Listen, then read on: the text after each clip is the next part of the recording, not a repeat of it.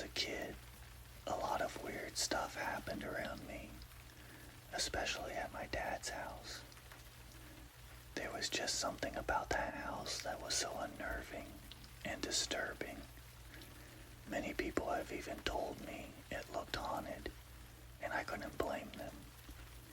The house was old, with many noises and broken boards, and odd, unremovable stains that have seeped into the old, ancient floorboards and painted it a dark maroon.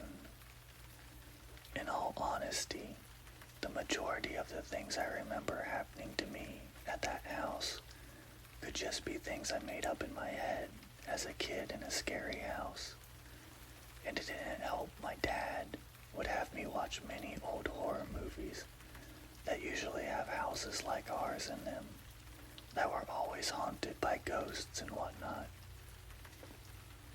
Although that wouldn't explain many of the things I experienced, like the time when I had dropped my toy off the side of the bed, and when I went to grab it, it wasn't there.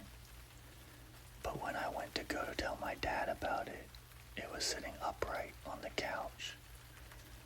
Or when I had all my teddies in a line against the wall for fun, and had fallen asleep, and woke up to see 4 of the 12 were missing, and never saw them again. And my dad never came in my room back then, so those instances went unexplained. But there is one thing that happened then that still shakes me up when I think about it. I was never able to sleep easily at my dad's house, but anywhere else I would pass out cold.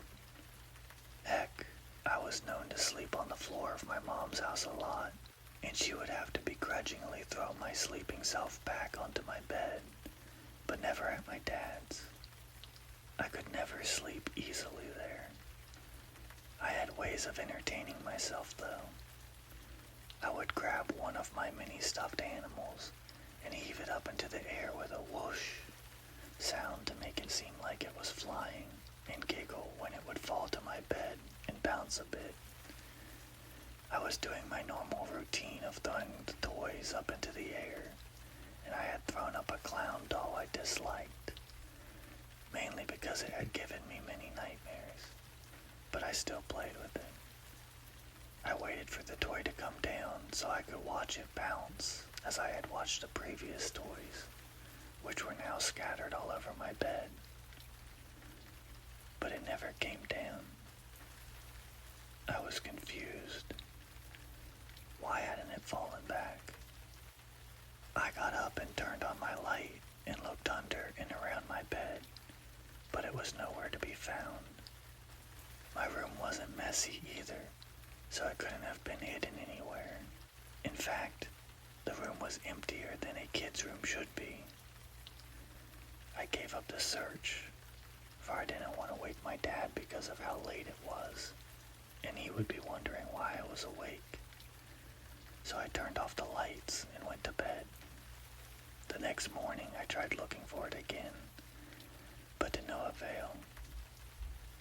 The next night I was doing the same thing, flinging my toys up into the air, wondering if it would happen again. And it did.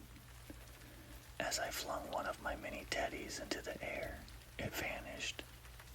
This time, I didn't bother to look for it, knowing I probably wouldn't be able to find it, like the other toy I had thrown and lost.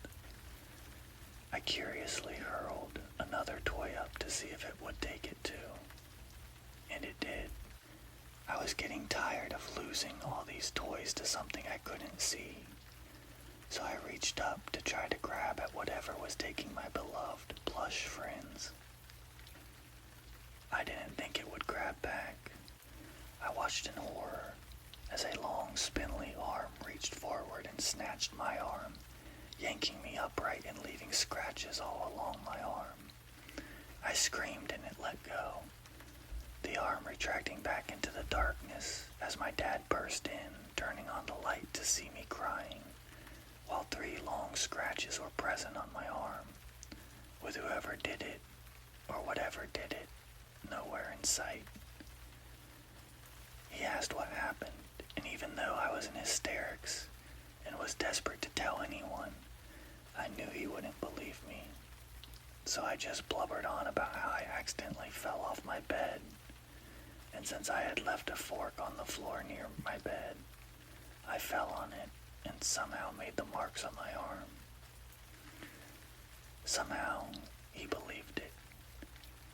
So he bandaged me up and told me to go to sleep and to stop fooling around, and then left. I laid there whimpering on my side, trying to go to sleep, but realized he didn't turn off the bedside lamp due to the faint light reflecting on the wall. So I flipped onto my other side to turn it off, and maybe stare out the window for a bit to drift to sleep. I turned to look at the window, and it looked back. Two bright, glowing, luminescent eyes. I heard it utter, with a voice like nails on a chalkboard, "Throw one more thing at me, and I'll take you instead." And it disappeared. I laid there shaking, and eventually fell asleep out of exhaustion. I woke up, and when I looked where all my toys were, all of them were gone. Not like I would use them anymore after that.